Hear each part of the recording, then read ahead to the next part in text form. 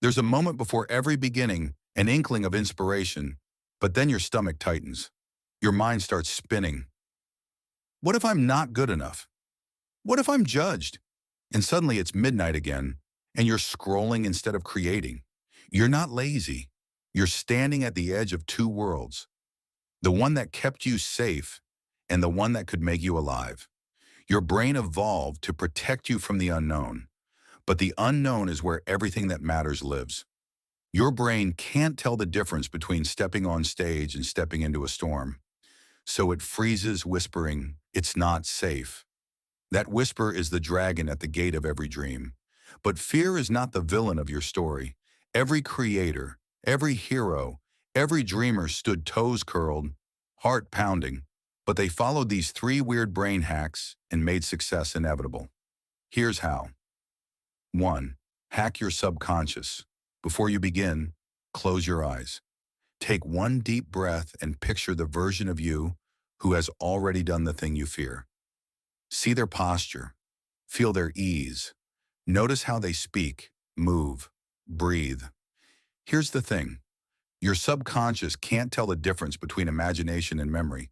So when you visualize, you're not pretending you're installing new programming. Each visualization lays a smoother path for your nervous system to follow. The fear signal lowers, coordination improves, and confidence feels familiar. You're building a neural bridge between who you are and who you're becoming. Neuroscience backs this up. In a famous study at Harvard, one group practiced a piano exercise physically, while another simply imagined practicing it. After 5 days, both groups showed nearly identical growth in the motor cortex. Your brain doesn't wait for reality to learn. It rewires itself through vivid imagination. When you visualize, you're literally practicing success before it happens. Do this for just 60 seconds a day, and you'll feel your body respond before your mind even believes it.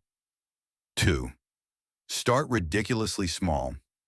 Your brain resists big leaps as danger, but loves little treats. Make your brain a trail of breadcrumbs to snack on in the journey of discovery. The easiest way to begin is to lower the threshold of starting. Give yourself a small action that takes 2 minutes and progresses you toward a goal. That's all. When we face a big, unstructured task, write a book, start a business, breaking it into chunks, actionable steps, reduces cognitive load, making the task manageable.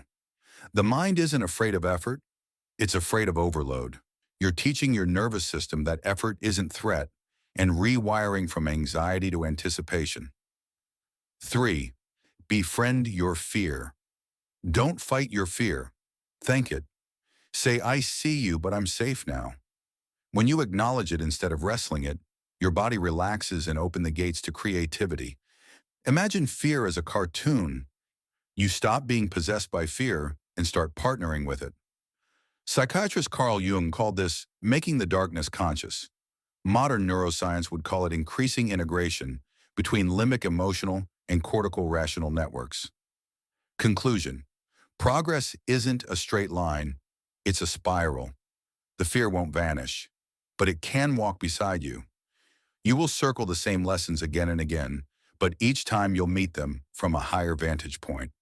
You'll learn to dance with resistance until it becomes rhythm, and one day soon, you'll look back at the cliff and realize it was never a cliff at all, just the edge of an old identity, crumbling as you step along your golden path toward who you were always meant to be.